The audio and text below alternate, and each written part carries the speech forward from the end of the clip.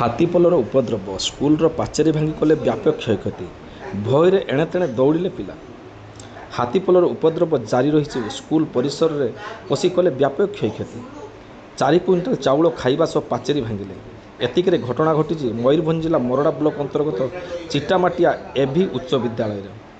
ଚିଟାମାଟିଆ ଆଶ୍ରମ ବିଦ୍ୟାଳୟରେ ଭୟରେ ଦୌଡ଼ିଲେ ପିଲା।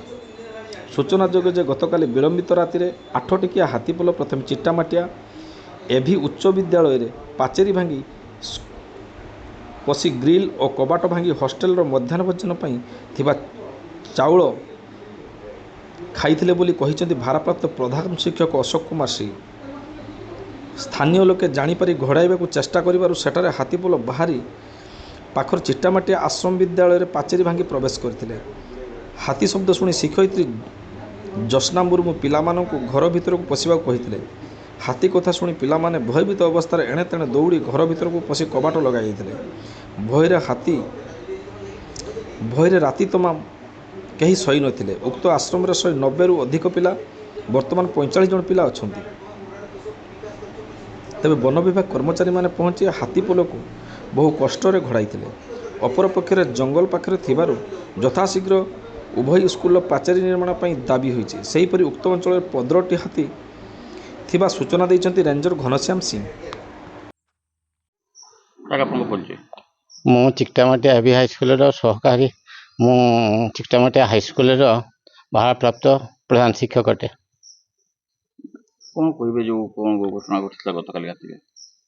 କାଲି ଆମର ଜଣେ ଅସ୍ଥାୟୀ ପିଅନ ଯେ ରିଟାୟାର୍ଡ ହେଇଛନ୍ତି ଦିଲ୍ଲୀପ ମହାନ୍ତ, ସେ ସବୁଦିନ ଜଗନ୍ତି। କାଲି 8ଟା ବେଳକୁ ତ ପାଟି ହରି ହେଲା, ସେ ଭୟଭୀତ ହୋଇ ଏକା ଥିଲେ। ସେ ଘରକୁ ପଳେଇଗଲେ ଚାହି ମାରିଦେଇ। ତାପରେ ମୋତେ ଫୋନ୍ ହେଲା, ବହୁତ ଲୋକ ଫୋନ୍ କଲେ ଆପଣଙ୍କ ସ୍କୁଲରେ ହାତୀ ପଶିକିରି ଚାଉଳ ଫାଉଳ ଖାଇଲେ, ଆପଣ କ'ଣ ଆସନ୍ତୁ ଟିକେ। ମୁଁ ରାତିରେ ତ ଯିବା ସମ୍ଭବ ନାହିଁ, ସକାଳକୁ ଯିବା।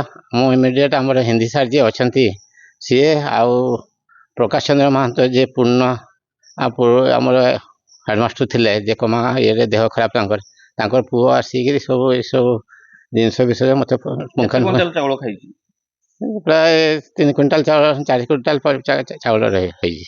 ଆଉ ରାସ୍ତାଘାଟରେ ସବୁ ବୁରା ଫୁରା ସବୁ ପଡ଼ିଛି ଜଙ୍ଗଲ ପର୍ଯ୍ୟନ୍ତ। ଆଉ ଏଇଠି ସେ ଚାଉଳଟା ଥିଲା ଆପଣଙ୍କର 9, 10ର ଚାଉଳ ଥିଲା, ଆଉ 8ର ଗୋଟେ ଚାଉଳ ଥିଲା। ଆଉ ଆମେ ହଷ୍ଟେଲ ପାଇଁ କିଛି ଚାଉଳ ରଖିଥିଲେ କିଣିକରି। ଏଇ ରୁମ୍ଟାକୁ ଆମେ ନିରାପଦ ବୋଲି ଭାବିଥିଲେ, ଅଫିସ ରୁମ୍ଟାରେ କେହି ପଶିବେନି, ଆଉ ଆମେ ଏଇଠି ରଖିବା, ଅଲଗା ଜାଗାରେ ଚୋରି ହାରି ହେଇଯିବ। ଆଉ କ'ଣ କ୍ଷୟକ୍ଷତି ହେଇଛି? କ୍ଷୟକ୍ଷତି ଆପଣଙ୍କର ଏଇ ସ୍କୁଲ ଗ୍ରିଲ ଗୁଡ଼ାକ 5T ସେମାନେ ଭାଙ୍ଗି ଭୁଙ୍ଗା ଦେଇଛନ୍ତି। ପଛପଟଟା ପାଚେରୀ ଭାଙ୍ଗି ଯାଇଛି।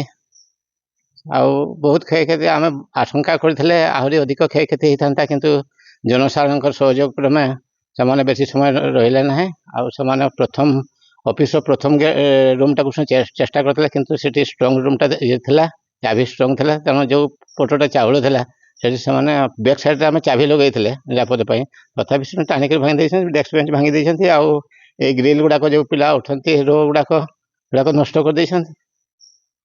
ଦିଦି ଆପଣଙ୍କ ନାମ ପରିଚୟ? ମୋ ନାଁ ହେଲା ଜ୍ୟୋତ୍ସ୍ନା ମୁର୍ମୁ। କ'ଣ ଅଛନ୍ତି?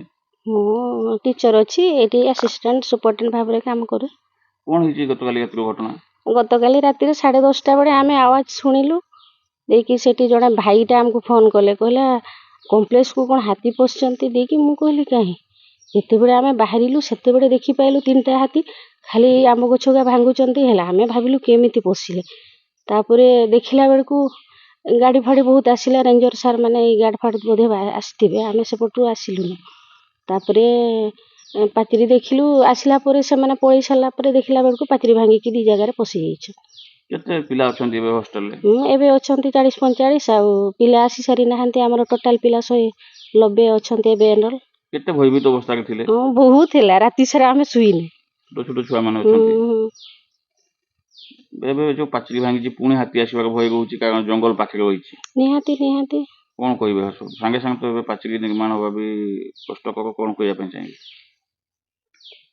କ'ଣ ଆଉ କହିବି, ମୁଁ ସେଇଟା କହୁଛି, ଯଦି ଏଇ ପିଲାଙ୍କୁ ସୁରକ୍ଷା ଦେବା ପାଇଁ ଟିକେ ଯଦି ପାଚେରୀଟା ଟିକେ ଶୀଘ୍ର ଟିକେ ମରାମତି ହୁଏ, ଆମେ ବି ଟିକେ ସୁରକ୍ଷାରେ ରହିବୁ, ପିଲା ଗୁଡ଼ା ବି ଠିକ୍ ସୁରକ୍ଷାରେ ରହିବେ ଆଉ।